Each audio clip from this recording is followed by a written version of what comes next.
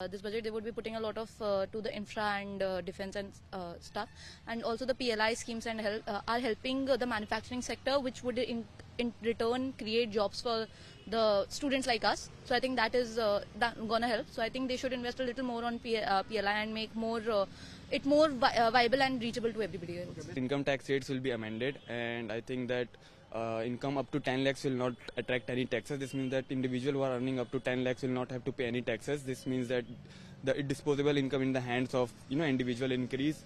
Also, I think that government will be focusing a lot on the sectors like AI, which is a booming sector all around the world.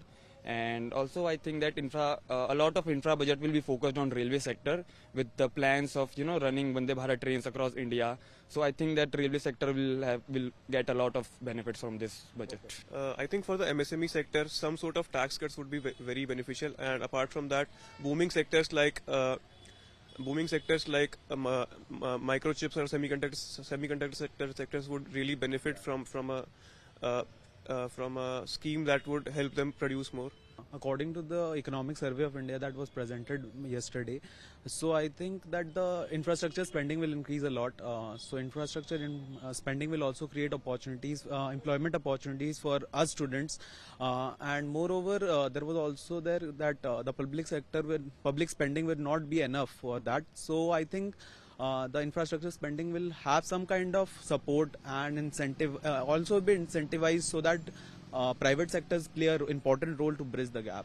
Government का जो education के लिए जो schemes है उसको बढ़ाना चाहिए, लाइक जो इंटरेस्ट फ्री लोन्स मिलता है, मतलब वो अभी सिर्फ टॉप टियर कॉलेजेस के लिए है, पर सब लोग को टॉप टियर कॉलेजेस में एडमिशन नहीं मिलता है, तो जो थोड़े नीचे के लेवल के कॉलेजेस भी है वहां पे भी प्रोविजंस होने चाहिए कि बच्चों को इंटरेस्ट फ्री लोन्स मिल सके, और मतलब जो अंडर प्रिविलेज्ड है उनको इंटरेस्ट फ्री लोन्स मिले, और मतलब रेट नॉमिनल होना चाहिए जो लोग प्रिविलेज्ड है उनके लिए भी, ताकि ज्यादा से ज्यादा लोग परस्यू करने का ट्राई करें.